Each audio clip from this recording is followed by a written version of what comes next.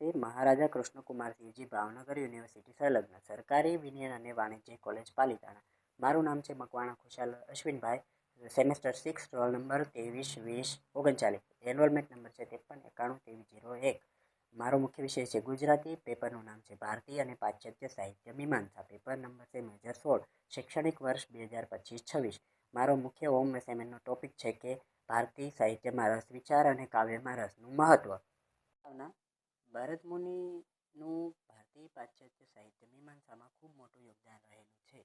ભરતમુનિ તે ભારતીય પાશ્ચાત્ય સાહિત્ય મીમાંસામાં પોતાના નાટ્યશાસ્ત્રમાં જણાવે છે કે મુખ્ય 8 ભાવોના કારણે રસ નિષ્પન્ન થાય છે. કે નાટકમાં અને કાવ્યમાં રસ નિષ્પન્ન કેવી રીતે થાય છે. કે ભારતીય સાહિત્ય મીમાંસા એ માત્ર વ્યાકરણ નથી, પરંતુ સાહિત્યનું દર્શનશાસ્ત્ર છે. જેમ શરીર માટે આત્મા, તેમ કાવ્ય માટે રસ અનિવાર્ય છે. ભરતમુનિના નાટ્યશાસ્ત્રથી અભિનવગુપ્તના અભિવ્યંજનવાદ સુધીની યાત્રા. ભરતમુનિ ઉદાહરણ સ્વરૂપે જણાવે છે કે રસ એટલે શું.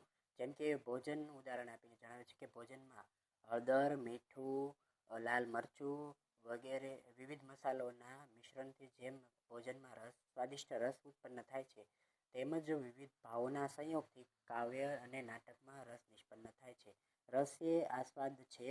રસ એ પોતે અનુભૂતિ નથી, પણ અનુભૂતિનું કારણ છે. ભરતમુનિનું રસ સૂત્ર: વિભાવ પ્લસ અનુભાવ પ્લસ વ્યભિચારી ભાવ બરાબર રસ નિષ્પત્તિ. વિભાવ અને અનુભાવ અને વ્યભિચારી ભાવના સંયોગથી રસ નિષ્પત્તિ થાય છે.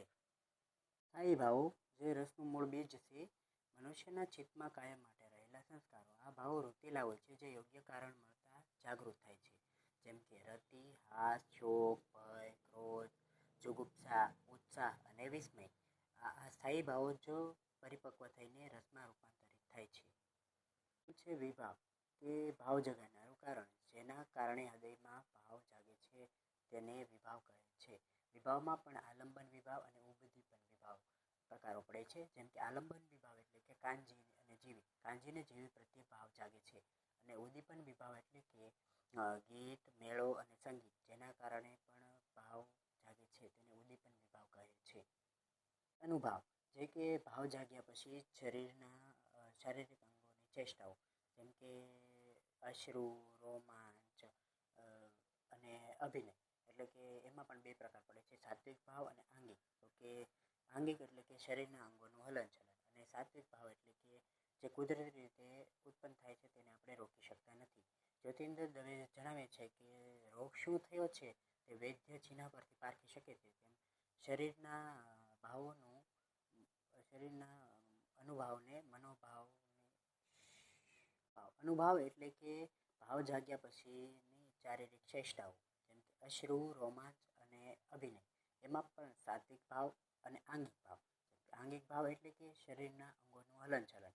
સાત્વિક ભાવ એટલે કે જેને આપણે કુદરતી રીતે ઉત્પન્ન થયા છે, તેને આપણે રોકી શકતા નથી. જ્યોતિન્દર દવે સમજાવે છે કે રોગ શું થયો છે તે વૈદ્ય ચિહ્ન પરથી પારખી શકે છે. તેમ અનુભાવ એ મનોભાવના શારીરિક ચિહ્નો છે.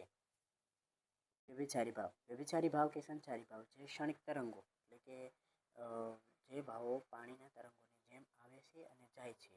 તેમાં કુલ 33 પ્રકારો છે. કે હર્ષ, આળસ, શોક, લજ્જા અને રાજાના સૈનિકો. તે સ્થાયી ભાવને પુષ્ટ કરે છે. તેનું ઉદાહરણ છે કે સ્થાયી ભાવ, તો કે કાયમી મહાસાગર. માંથી રસનું રૂપાંતર છે. ભરતમુનિ પોતાના સ્થાયી 8 ભાવોમાંથી રસનું રૂપાંતર કેવી રીતે થાય છે તે જણાવશે. તો કે પેલું છે રતિ, તો કે શૃંગાર. શોક, તો કે કરુણ. માંથી રસનું રૂપાંતર, જે ભરતમુનિ પોતાના નાટ્યશાસ્ત્રમાં જણાવે છે કે સ્થાયી ભાવો દ્વારા રસમાં કેવી રીતે રૂપાંતર થાય છે. તો કે પેલું છે રતિ, તો કે શૃંગાર. પછી છે શોક, તો કે કરુણ. ક્રોધ, તો કે રૌદ્ર. ઉત્સાહ, તો કે વીર. હાસ, તો હાસ્ય. ભય, તો ભયાનક. જુગુપ્સા, તો બીભત્સ. વિસ્મય, તો અદ્ભુત રસ. નિષ્પત્તિ, કે રસનો સંયોગ કેવી રીતે થાય છે. આ પ્રક્રિયા ભરતમુનિએ સમજાવી નહોતી. તો આ પ્રક્રિયા સમજાવવા માટે 4 મહાન આચાર્યોએ આપી છે. જેમ કે ભટ્ટલોલટ. તો ભટ્ટલોલટે કીધું કે રસ એ ઉત્પન્ન થાય છે. અને ભટ્ટશંકુ ભાવમાંથી રસનું રૂપાંતર, જે ભરતમુનિ પોતાના 8 સ્થાયી ભાવોનું રસમાં રૂપાંતર કેવી રીતે થાય છે તે જણાવે છે. તો રતિ, તો શૃંગાર. ક્રોધ તો રૌદ્ર, શોક તો કરુણ, ઉત્સાહ તો વીર, જુગુપ્સા તો બીભત્સ, અને વિસ્મય તો અદ્ભુત, અને ભય.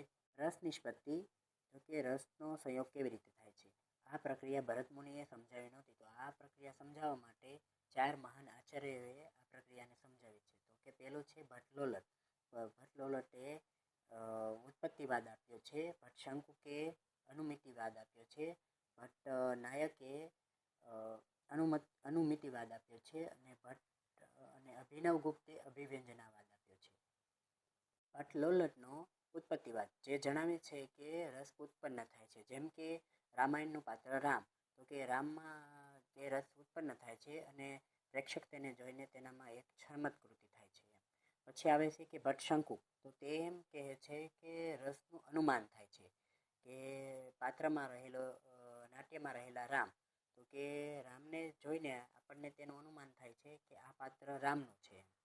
નાયકે ભુક્તિવાદ આપ્યો, જેમ કે સાધારણીકરણ, જેમ કે રામનું પાત્ર તે ભજવી રહ્યા છે સ્ટેજ પર, તો તેને જે દુઃખ થાય છે તે મારું દુઃખ એમ ગણે છે અને તેનો ભોગ થાય છે, એટલે કે કરુણ રસ ઉત્પન્ન થાય છે. તે સમયે તેને રસ ભોગવ્યો તેમ કહેવાય છે. ગુપ્તનો અભિવ્યંજનાવાદ, તે કહે છે કે રસ અભિવ્યંજિત થાય છે, કે રસ ક્યાંય બહારથી નથી આવતો પણ આપણી અંદરથી જ પ્રગટ થાય છે. જેમ અંધારા ઓરડામાં તમે દીવો પ્રગટાવો તેમ ઘડો દેખાય છે, તેમ આપણા આત્મામાં રહેલા ભાવોને કાવ્ય અભિવ્યક્ત કરે છે. કાવ્યમાં રસનું મહત્વ. બ્રહ્માનંદ સહોદર, જેમ કે સંસારના લૌકિક સુખ દુઃખોને ભૂલીને આત્માને એક અલૌકિક આનંદની અનુભૂતિ થાય છે, જે કે મનની શુદ્ધિ. તો કે આપણી અંદર 3 ગુણો રહેલા હોય છે, રજસ, તમસ અને સત્વ. તો કે એ બંને જે રજસ ને તમસ ગુણને ભૂલીને મન સત્વ ગુણમાં આવે છે અને આત્માની સૌથી નજીકનો અનુભવ થાય છે અને એક અલૌકિક આનંદની પ્રાપ્તિ થાય છે. તો કે આપણને આનાથી નિષ્કર્ષ એ મળે છે કે શબ્દથી સમાધિ સુધી, જેમ કે ભરત મુનિએ રસની સામગ્રી બતાવી, ભટ્ટ નાયકે સાધારણીકરણ સમજાવ્યું અને અભિનવગુપ્તે રસ એ આત્માનો પ્રકાશ છે એમ સમજાવે છે. જેમ કે સાહિત્ય એ કેવળ શબ્દ નથી પણ માનવી સંવેદનાઓને જગાડવાની અને વિશ્વ સાથે એકાકાર કરવાની પ્રક્રિયા છે. અસ્તુ.